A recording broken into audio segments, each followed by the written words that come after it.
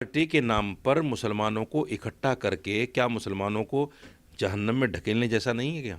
Party का नाम change कर लो, साजिद रशीदी सबसे पहला आदमी होगा जो उनकी क़यादत को तस्लीम कर लेगा। मदनी ने कहा था कि अगर वो हैदराबाद से बाहर निकलेंगे तो हम उनको निकलने नहीं देंगे। ये भी कहा कि मोदी जी को गले लगाना चाहता हूँ, इसके पीछे की क्या वजह थी? मैं मोदी को गले इसलिए लगाना चाहता हूँ, आपने देखा होगा कि मोदी जी यूएई जाते हैं, वहाँ के प्रिंस को गले लगाते हैं, सऊदी अरब जाते हैं तो वहाँ के प्रिंस को गले लगाते हैं। मुसलमान को टिकट नहीं देते, वो मुसलमान भी तो उनको वोट नहीं देता। काबिर उलमा है जो किसी न किसी तंजीम से जुड़े हुए हैं, उनका बहुत बड़ा हाथ है, ये समझ लीजिए। ये भी बीजेपी से उसी तरह डराते हैं जिस तरह कांग्रेस, समाजवादी और आम आदमी पार्टी डराती है। तमाम लोगों को बताया कि मैंने बीजेपी को वोट किया है ताकि मेरे समाज के लोग बीजेपी को वोट देना कुफ्र ना समझें। आज बीजेपी इतनी पावर, इतनी ताकत में है कि वो जहाँ चाहती है अपनी सरकार बना लेती है। दिल्ली में भी उसने चाह लिया है तो दिल्ली में भी उसकी सरकार बन जाएगी। है कि बीजेपी आ जाएगी तो बहुत सारे झगड़े ख़त्म हो जाएंगे और जितना सरकार चाहेगी केंद्र सरकार उसको पैसा देगी और दिल्ली में डेवलपमेंट होगा, काम होंगे। एक डिबेट ऐसी दिखा दीजिए जिसमें मैंने मज़हब के ख़िलाफ़ कोई बात कही हो, मुसलमानों के ख़िलाफ़ मैं कहीं किसी पॉइंट पर गया हूँ, बीजेपी की मैंने कोई बुराई ना की हो। इस पढ़ा लिखा आदमी कह रहा है तुम तो पहले से बीजेपी को कुत्ते मालूम होते थे। अरे हिंदू मिलकर भी अगर मुसलमानों को मारना शुरू करें तो क्या 30 करोड़ मुसलमानों को मार पाएंगे? दोस्तों, मिलत टाइम्स में खुशामदीद। जैसा कि आप जानते हैं, ट्विटर एक्स पर एक वीडियो काफी वायरल है जिसमें बीजेपी को वोट देने को लेकर काफी उस वीडियो को सर्कुलेट किया जा रहा है। उसमें एक परसेप्शन तोड़ने की बात हुई है। मेरे साथ ऑल इंडिया इमाम एसोसिएशन के अध्यक्ष मौलाना साजिद रशीदी साहब मौजूद हैं। मैं जानने की कोशिश करूंगा कि आखिर ऐसा क्या हुआ, क्योंकि टीवी डिबेट पे आपने बहुत बार देखा होगा आइडियोलॉजी कई बार मैच नहीं होती, लेकिन बावजूद इसके भी बीजेपी को वोट दे देना, आखिर क्यों ऐसा किया गया कि सर आपने बीजेपी को वोट कर दिया? देखिए, मुसलमानों के ऊपर एक टैग लगा दिया अपोजिशन पार्टियों ने कि मुसलमान बीजेपी को हराने के लिए वोट करता है। ये एक टैग लगा दिया है और तमाम चैनल इस बात को रिपीट करते हैं कि मुसलमान तो बीजेपी को हराने के लिए वोट करता है। मैंने एक परसेप्शन तोड़ने की बात की है और अपने समाज को एक मैसेज देने की बात की है कि हम सिर्फ हिंदुस्तान में बीजेपी को हराने के लिए नहीं है। हमारा वजूद इसलिए नहीं कि हम एक पार्टी को हराने पर काम करें और अपनी सारी मेहनत, सारा दिमाग, सारा माल, सारा वक्त उसी पर ज़ाय कर दें कि हमें सिर्फ बीजेपी को हराना है। हमें कांग्रेस को क्यों नहीं हराना? हमें आम आदमी पार्टी को क्यों नहीं हराना? हमें समाजवादी को क्यों नहीं हराना? क्या हम उनके बंधुआ मजदूर हैं? क्या हम उनके ग़ुलाम हैं? या हमारा वोट इतना नाकारा और निकम्मा हो गया कि किसी भी पार्टी को इनके अलावा जा ही नहीं सकता? इन्होंने मुसलमानों को इतना डरा दिया कि मुसलमान बीजेपी को वोट देना कुफ्र समझता है, कुफ्र समझता है। इतना डरा दिया क्योंकि ये लोग कहते हैं कि अगर बीजेपी आ गई तो आपका वोटिंग राइट छिन जाएगा। आप मुझे एक चीज़ बताइए, मैं मुसलमानों को बताना चाहता हूँ, हिंदुस्तान संविधान से चल रहा है और संविधान से ही चलेगा। यहाँ मुसलमान 1000-2000 की तादाद में नहीं है, लाख 2 लाख की तादाद में नहीं है, कम से कम 20 लाख वोटर हैं। करोड़ 2 करोड़ की तादाद में नहीं है। हिंदुस्तान में मुसलमान कम से कम जो सरकारी आदाद शुमार है उनके मुताबिक तो 17 करोड़ हैं, लेकिन हम ऑफलाइन अगर आज दोबारा जनगणना हो तो हम 30 करोड़ से कम नहीं हैं। बिल्कुल ऐसी बात है। तो 30 करोड़ लोगों को हिंदुस्तान से निकालना कौन सी पार्टी के अंदर दम है जो निकाल देगी? मुझे बताइए, क्या बीजेपी निकाल सकती है? नहीं निकाल सकती। सारे हिंदू मिलकर भी अगर मुसलमानों को मारना शुरू करें तो क्या 30 करोड़ मुसलमानों को मार पाएंगे? नहीं मार पाएंगे। तो ये जो परसेप्शन बनाया है मुसलमानों के लिए, इसकी वजह से नफ़रतें बढ़ रही हैं, दूरियां बढ़ रही हैं। जब हम हिंदू भाइयों से दूर रहेंगे तो नफ़रतें परवान चढ़ेंगी और उन नफ़रतों का नतीजा ये होगा कि मुसलमान बच्चे मॉब लिंचिंग का शिकार हो रहे हैं। सब्ज़ी वाले, ठेले वाले, रेडी वाले, उनको दाढ़ी पकड़ कर पीटा जाता है इस नाम पर कि वो मुसलमान हैं। उनको गलियों में घुसने नहीं दिया जाता इसलिए कि वो मुसलमान हैं, क्योंकि वो नफ़रतें परवान चढ़ रही हैं। विपक्षी पार्टियों ने मुसलमानों को एक मोहरा बना दिया है वोट बैंक के लिए। तो मेरे 2 उद्देश्य हैं उससे। एक तो ये कि हम सिर्फ बीजेपी को हराने के लिए नहीं है, दूसरे ये कि हम एक जागरूक वोटर क्यों नहीं बन सकते? हमारे अंदर वो क्षमता, वो पावर और ताकत क्यों नहीं है?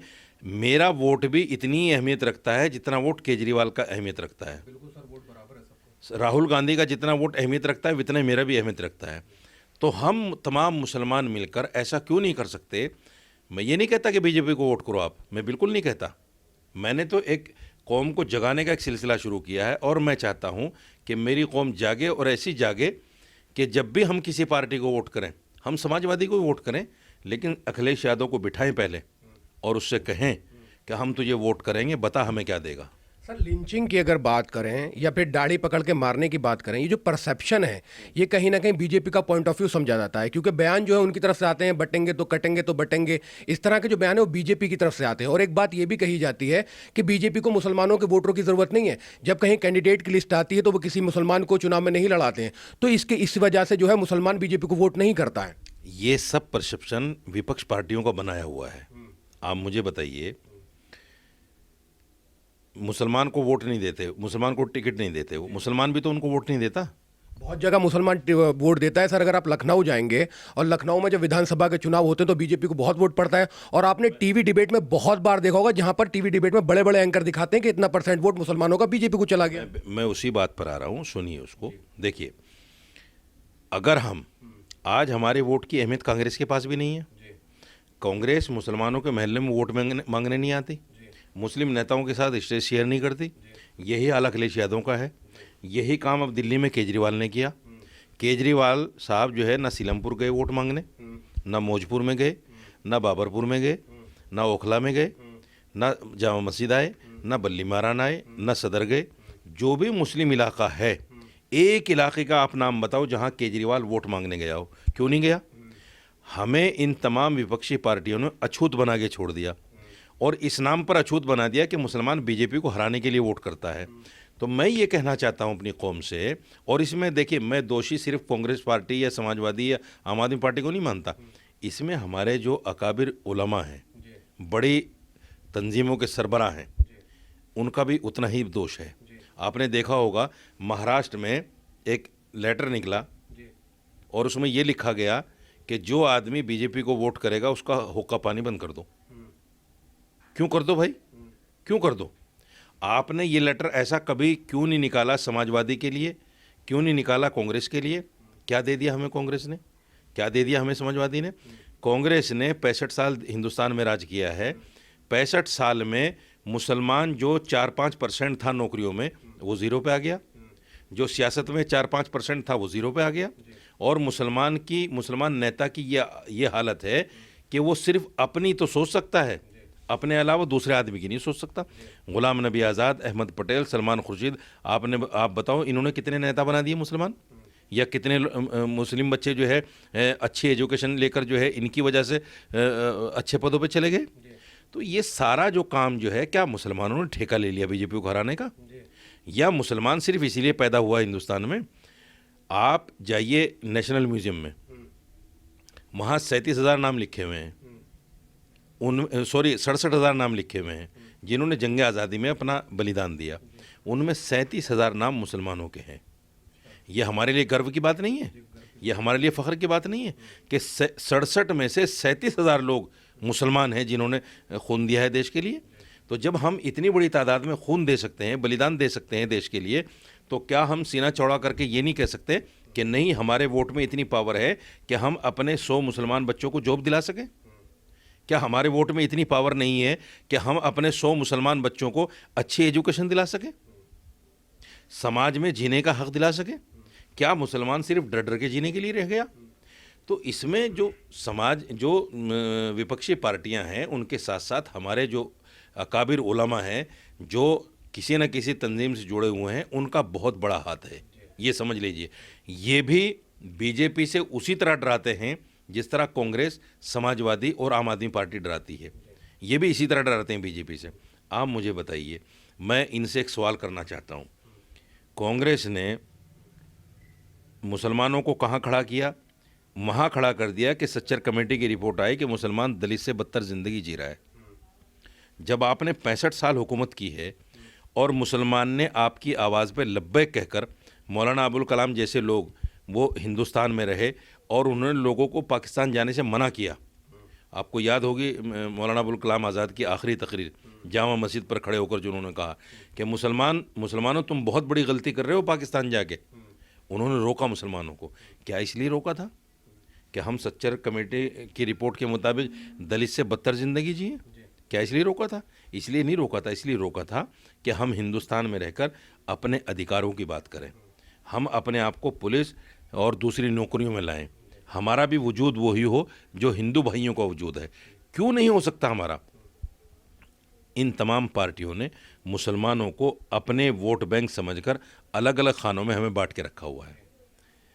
देखिए, कुछ लोग कोशिश कर रहे हैं, मैं नाम नहीं लेना चाहता, आप समझ गए होंगे, लेकिन उनकी पार्टियों के नाम ऐसे हैं कि मैं सर सवाल पे आऊँगा, मैं यहीं से सवाल निकालने वाला था, आपने बीच में इंटरप्ट कर दिया।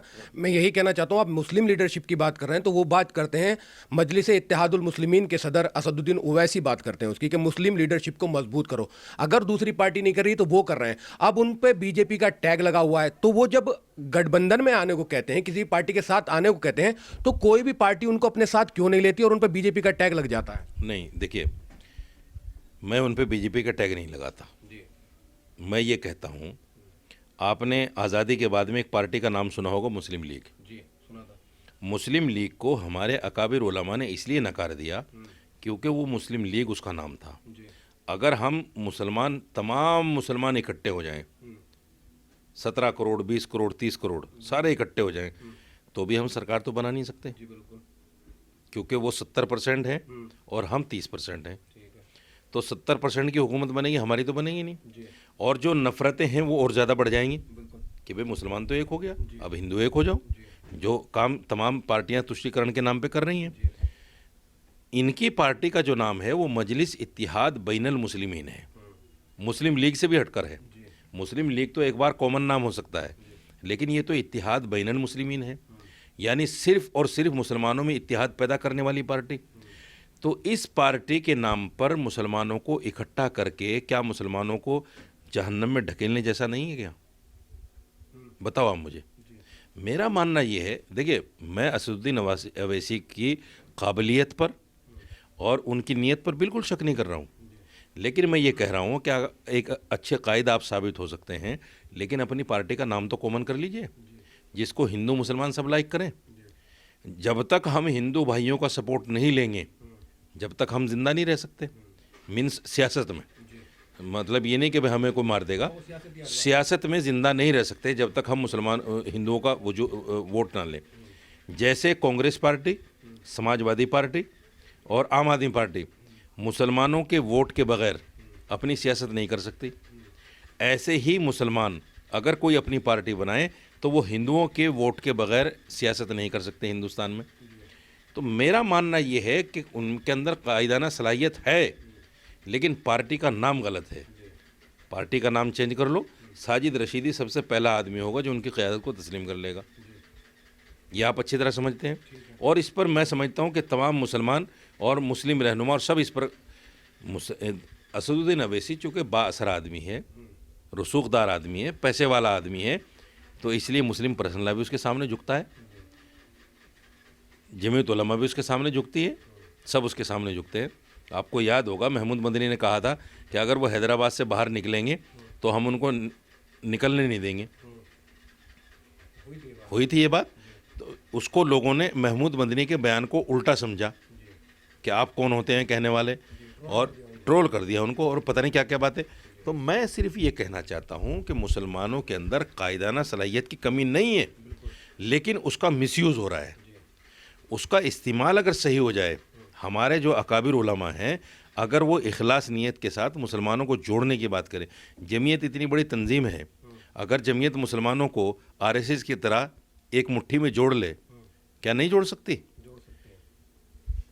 आरएसएस 1925 में वजूद में आई, जमीयत उलमा उससे पहले ही है।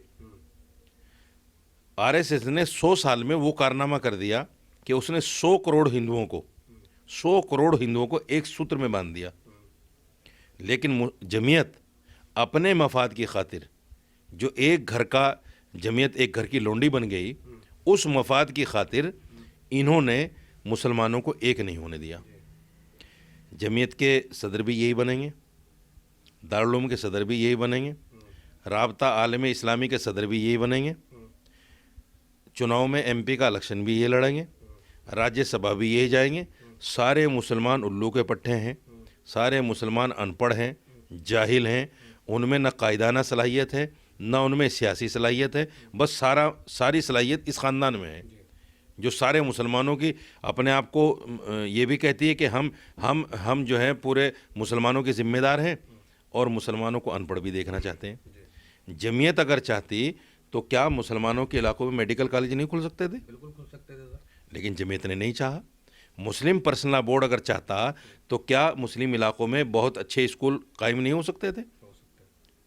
हॉस्पिटल नहीं बन सकते?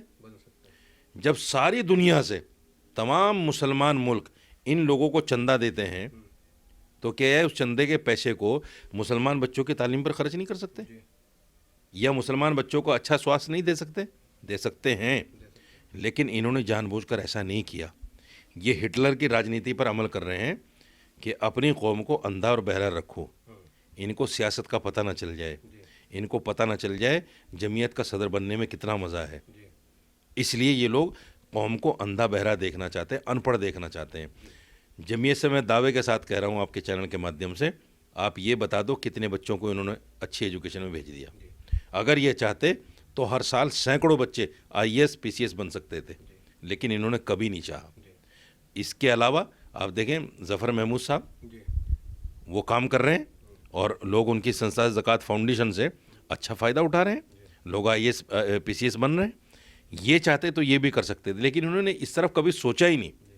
अब जाकर 60 सालों के बाद इनको अकल आई, और वो भी जब एक ही तंजीम के 2 सदर बन गए। तंजीम एक है जमीयत उलमा हिंद, सदर 2 हैं। अरशद मदनी साहब भी सदर हैं, महमूद मदनी साहब। मुसलमान क्या इतना बड़ा बेवकूफ़ है, इतना बड़ा जाहिल है कि उसको ये पता नहीं कि तंजीम का एक ही सदर हो सकता है?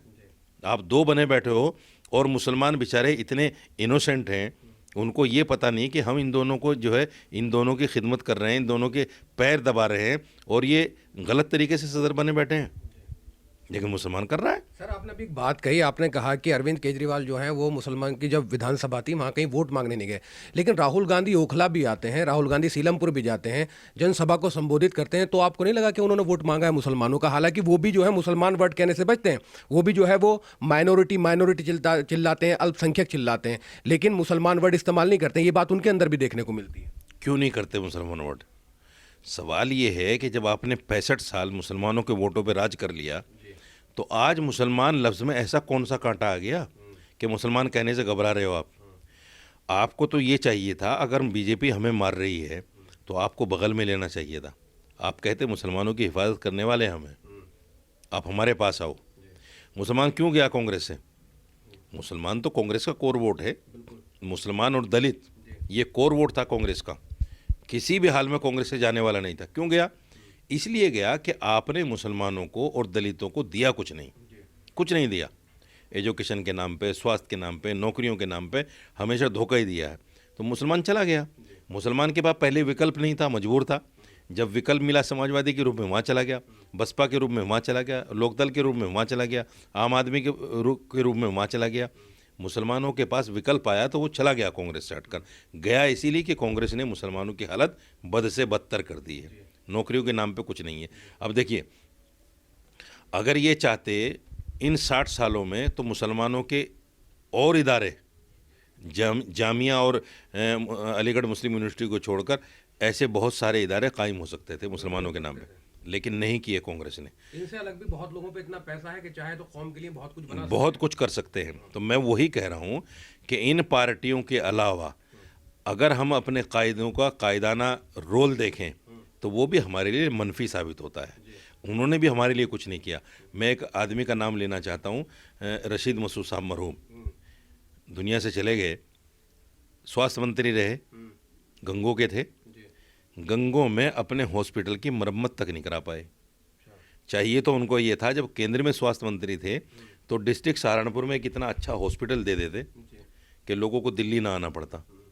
वो तो दरकिनार गंगों के हॉस्पिटल की मरम्मत तक नहीं करा पाए, क्योंकि ये लोग जितने भी सियासी कायद थे हमारे या मजहबी कायद थे, इन लोगों ने कौम को आगे नहीं बढ़ाया। इसलिए नहीं बढ़ाया कि अगर ये पढ़ गए ये समझ गए कि सियासत क्या है और कायदाना सलाहियतें क्या हैं, तो हमारी नैया डूब जाएगी। इसलिए इन्होंने कौम को अंधा और बहरा रखा है। इसके सब जिम्मेदार हैं। जी अच्छा सर, ये बताइए, आपने ये भी कहा कि मोदी जी को गले लगाना चाहता हूँ, इसके पीछे की क्या वजह थी?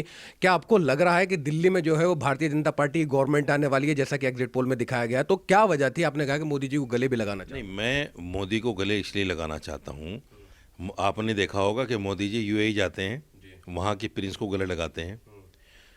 सऊदी अरब जाते हैं तो वहाँ के प्रिंस को गले लगाते हैं। जितनी मुस्लिम कंट्री में जाते हैं सब, मेरे अंदर कौन से कांटे हैं भाई? मैं भी गले मिलना चाहता हूँ। क्यों नहीं मिलते मोदी जी मुझसे? मिलना चाहिए उनको। तो सवाल ये है कि मैं इस बात पे नहीं जाना चाहता कि भाई मुसलमान किसको वोट करे।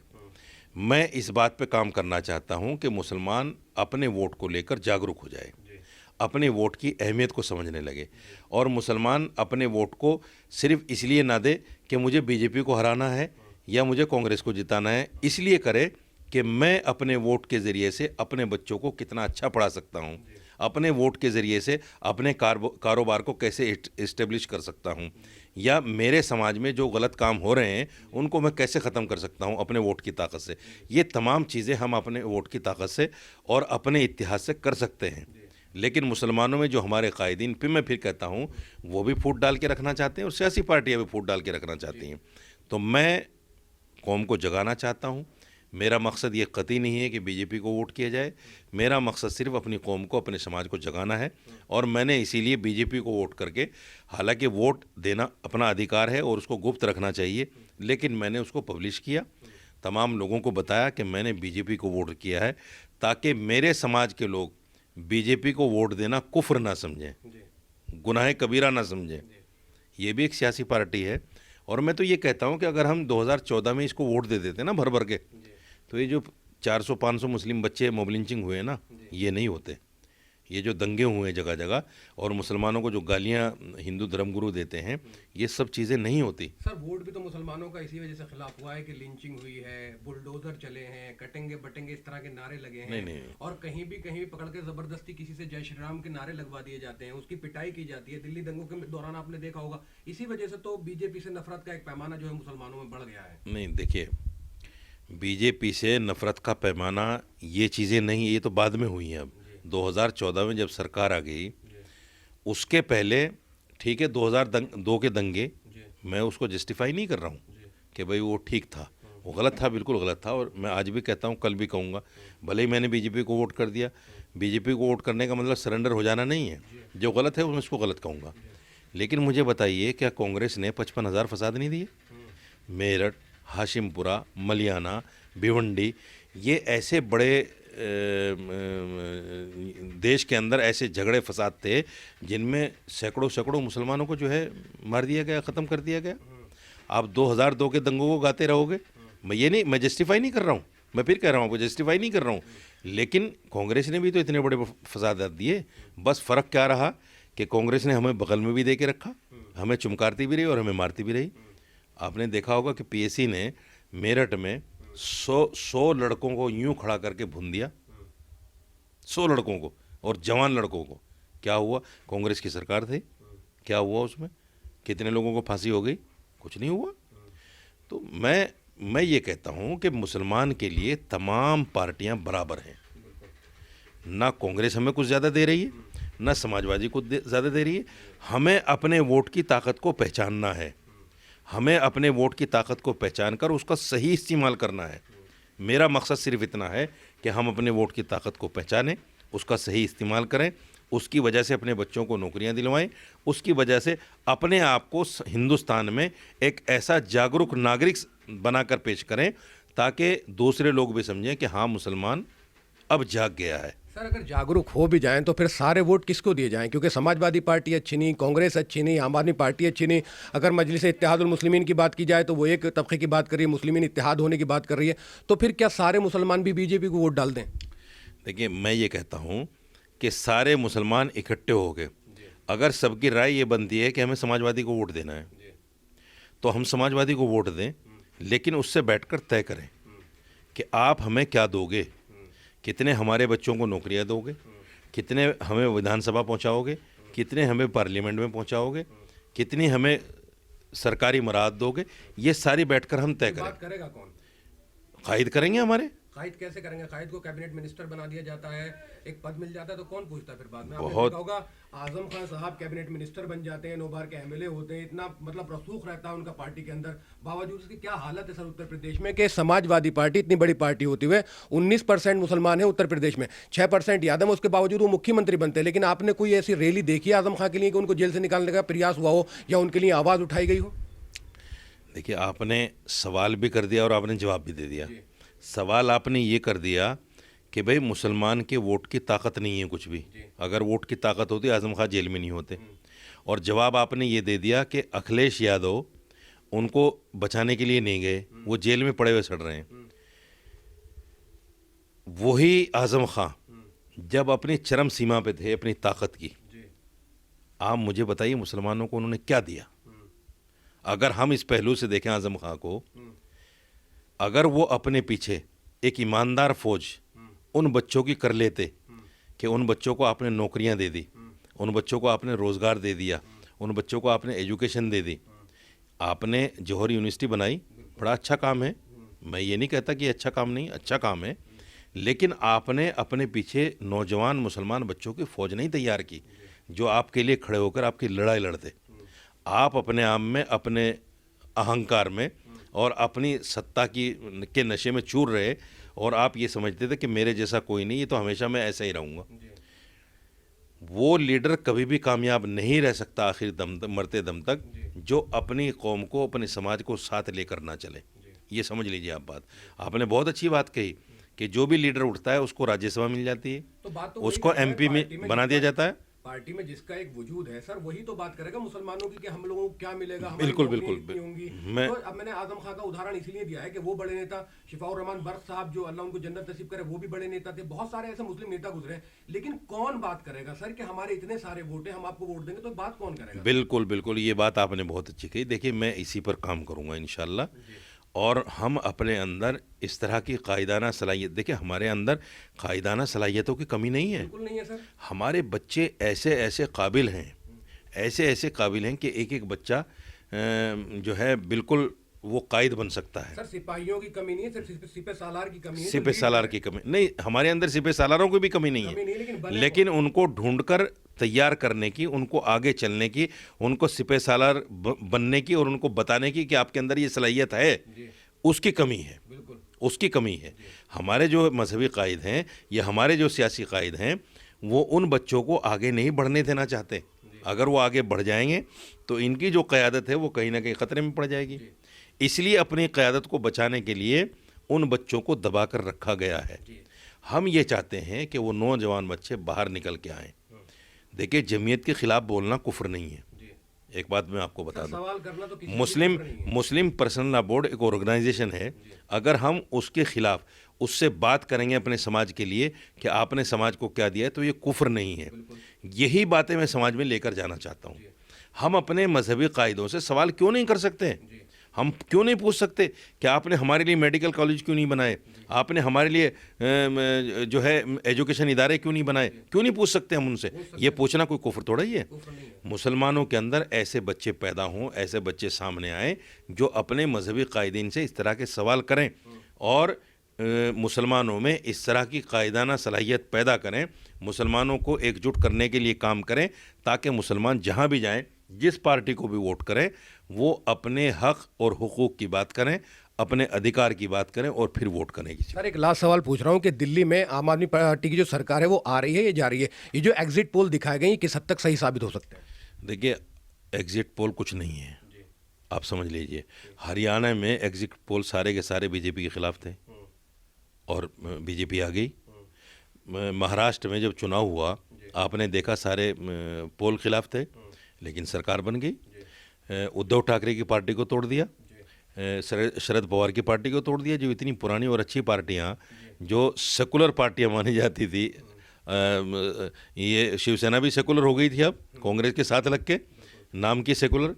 तो इन पार्टियों को भी तोड़ दिया और सरकार बना ली। और आज देखो, जो असल शिवसेना थी वो उसका पता नहीं, जो असल शरद पवार की सेना थी वो उसका पता नहीं, सब इधर उधर हो गए। तो बीजेपी सत्ता में है और ये काम कांग्रेस ने भी किया है पहले। जब कांग्रेस सत्ता में थी तो कांग्रेस ने भी छोटी पार्टियों को तोड़ा है, कई बार तोड़ा है। समाजवादी को भी तोड़ा है, बसपा को भी तोड़ा है और दूसरी रीजनल पार्टियों को भी तोड़ा है और तोड़ के सरकारें बनाई हैं। तो जो भी आदमी सत्ता में होता है वो इस तरह का काम करता है। आपने देखा होगा, पहले हमने तो खूब देखा है कि आज जो ईवीएम पर निशाना लगाया जाता है कि ईवीएम हैक कर लिया जाता है, पहले हमने पूरे गांव के गांव बूथ कैप्चर होते हुए देखे हैं। होते थे सर, बिल्कुल होते आपको भी याद होगा कांग्रेस के ज़माने में। होते थे। और जो इलाके के लीडर होते थे वो पूरे गांव में ठप्पा उनके आदमी लगाते थे और दूसरे आदमी को वोट नहीं डालने देते। तो वो ईवीएम को हैक करना ही तो हुआ, वो बूथ कैप्चरिंग होती थी, ये ईवीएम को हैक करना। तो जो आदमी सत्ता में होता है ये चीज़ें तो देखो मामूली ही तो होती हैं।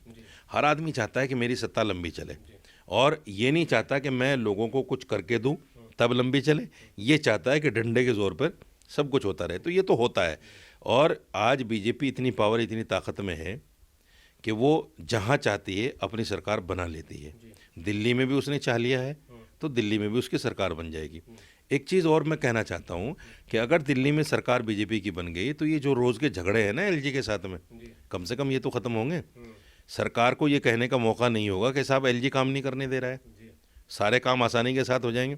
इमामों के 17 महीने की तनख्वाह रुक गई ये कहकर कि साहब एलजी नहीं कर रहा है फाइल। और जब हमने केजरीवाल के घर के सामने जाके प्रदर्शन किया, 8 दिन के अंदर मिल गई। ना फिर किसी एलजी ने रोका, ना किसी अफसर ने रोका, फाइल दनादन होती हुई चली गई। फिर क्यों इश्काल पैदा नहीं हुआ? आपने 2.5 लाख रुपए एमएलए की सैलरी कर दी, एलजी ने तो फाइल नहीं रोकी। आपने अपने घर को शीश महल बना लिया, एलजी ने तो फाइल नहीं रोकी। तो ये जो सारे काम हैं, ये जो रोज़ के झगड़े हैं, इससे भी आवाम जो है तंग आ गई थी।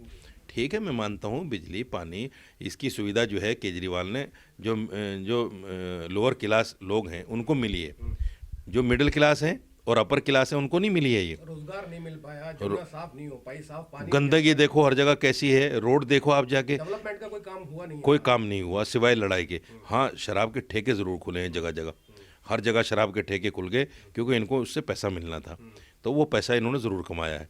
तो मेरा कहना ये है कि बीजेपी आ जाएगी तो बहुत सारे झगड़े ख़त्म हो जाएंगे और जितना सरकार चाहेगी केंद्र सरकार उसको पैसा देगी और दिल्ली में डेवलपमेंट होगा, काम होंगे और सभी के काम होंगे। मैं समझता हूँ कोई भी, जैसे मैंने पहले कहा था कि कोई भी सरकार हमारे संवैधानिक अधिकारों को नहीं छीन सकती। हम कोई यहाँ कम तादाद में नहीं है, हमें कमज़ोर भी ना समझा जाए कि हम कमज़ोर हैं और जो चाहे हमें उठा के लंबा कर देगा, ऐसा कुछ नहीं है। हमारे हाथ में थैला नहीं है कि लेके चल देंगे। हम यहाँ के बाशिंदे हैं, हमारी जड़ें मजबूत हैं, हम ख़ानदानों से पीढ़ियों से रहते हुए आ रहे हैं।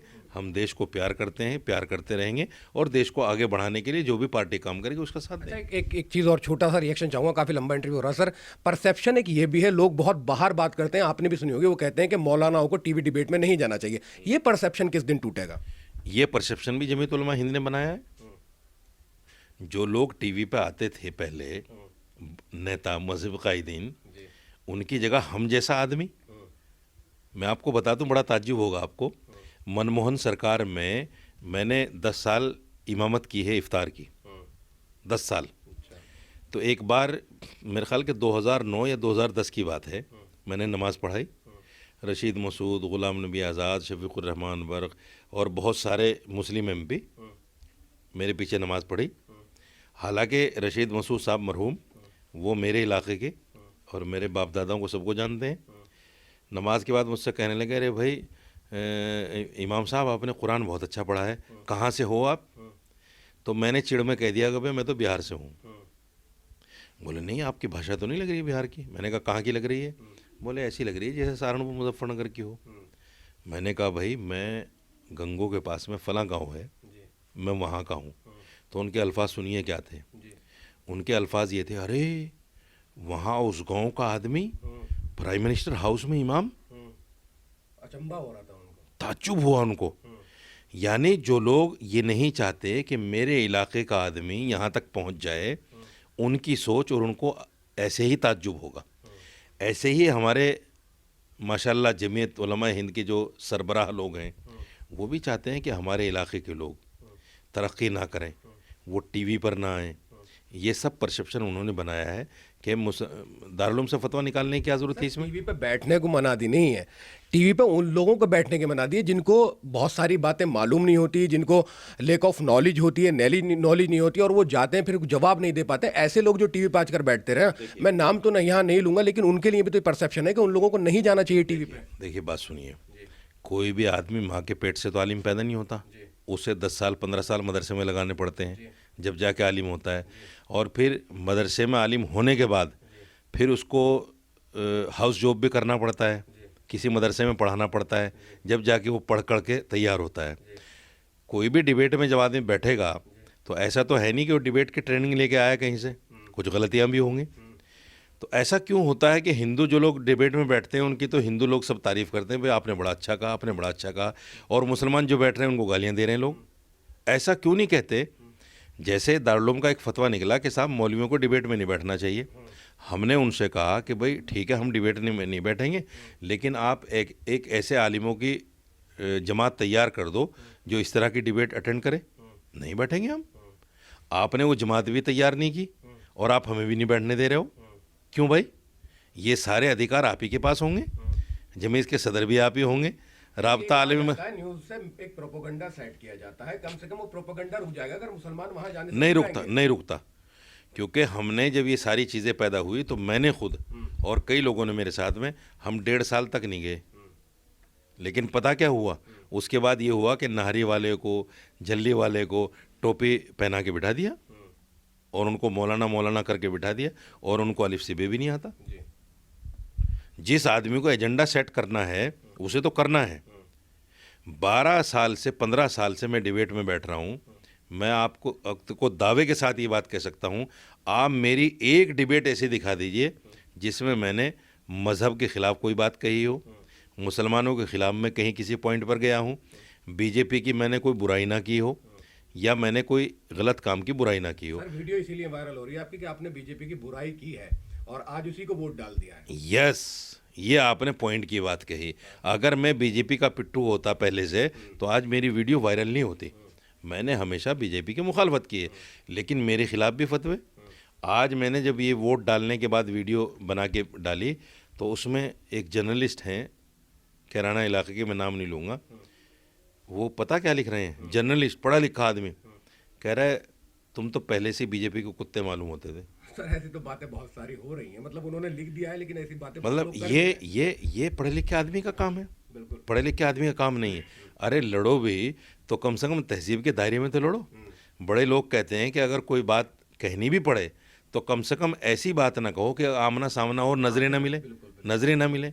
आप तहजीब के दायरे में किसी आदमी का वो कर सकते हो, विरोध कर सकते हो तहजीब के दायरे में। इसीलिए कहा कि इख्तलाफ उम्मत रहमत है, वो इख्तलाफ जो दुश्मनी पर मबनी ना हो, जो गाली गलौच पर मबनी ना हो, ऐसा इख्तलाफ जायज़ है। लेकिन आप गाली गलौच करोगे, आप बुरा भला कहोगे, तो ये तो आपकी पढ़ाई पर भी प्रश्न चिन्ह लगाता है। वो एक शेर है ना, करना हो तो तर्क ताल्लुक कुछ ऐसे करना कि हमको तकलीफ ना हो जिक्र तुम्हारा करके, ये बड़ी बात है। दूसरे ये है कि हमें देखिए गलतियाँ सबसे होती हैं। मैं कोई दूध का धुला हुआ आदमी नहीं हूँ कि भाई मुझसे गलती नहीं हो सकती, या महमूद मदनी साहब कोई दूध के धुले हुए आदमी नहीं है। उन्होंने अभी जो है कॉमन सिविल कोड की हिमायत कर दी थी, CA NRC की हिमायत कर दी थी। क्या कहेंगे आप उनको? आपके अंदर किसी मुसलमान के अंदर ताकत है कि जाके उसको उनके मुंह पे बुरा भला कह दे? अरे सवाल ही पैदा नहीं। मुंह पे तो बुरा भला कहना दूर की बात, उनके पीठ पीछे अगर कोई मुसलमान कह देगा तो मुसलमान टूट पड़ेंगे उन पे। यूँ कहेंगे जो अरे मदनी ख़ानदान के बारे में आपने कह दिया, आपने तो बहुत बड़ा कुफ्र, आप तो इस्लाम से निकल गए, आप तो कलमा पढ़ो दोबारा। इस तरह का परसेप्शन इन लोगों ने मुसलमानों के बीच में बनाया हुआ है। जैसे सियासी पार्टी हमारा इस्तेसाल कर रही है, ऐसे ही ये तंजीमों के जो सरबराह हैं, हमारे जो सरगुरु बने बैठे हैं, ये भी हमारा इस्तेसाल कर रहे हैं। मुसलमानों को समझना पड़ेगा। ठीक है सर, बहुत बहुत शुक्रिया मिले टाइम से बात करने के लिए। मैं आप तमाम लोगों को बता दूं कि ये दूसरी शख्सियत ऐसी हैं जिन्होंने, मैंने असदुद्दीन ओवैसी की अगर बात की तो उन्होंने कहा है कि उन्हें पार्टी का नाम चेंज करना चाहिए। इससे पहले महमूद पराचा साहब से बात हुई थी तो उन्होंने कहा था कि पार्टी का नाम चेंज करके इत्तेहाद मुस्लिमीन से मुस्लिमीन कर लेना चाहिए। पार्टी का नाम जो है वो कहीं ना कहीं वोट जो है लाने में मुश्किल कर देता है। और एक बात कही कि सवाल पूछना या इस तरह की बात करना कुफ्र नहीं है, तो हज़रत उमर फारूक जिस वक्त मिंबर पर खड़े होकर खुतबा दे रहे थे तो उनसे भी सवाल कर लिया गया था, तो सवाल इस्तेमाल करने में किसी से कोई बुराई नहीं है। आज हम यहाँ आए थे सिर्फ इस वजह से कि इन्होंने वीडियो बना दी थी और ये कह दिया था कि मैंने बीजेपी को वोट दे दिया है। इसी को लेकर हमने इनसे बात की है। कैमरा पर्सन तमन्ने के साथ मैं मजहर खान, मिल्लत टाइम्स, दिल्ली। मिल्लत टाइम्स को जारी रखने और मजबूत बनाने के लिए हमारी आर्थिक सहायता कीजिए। ये एक आजाद मीडिया हाउस और कमजोरों की आवाज है। आप हमें देखें, सुने, पढ़ें और हर महीना ज्यादा नहीं, सिर्फ 100 रुपये से मदद करें। डिटेल्स डिस्क्रिप्शन में मौजूद है।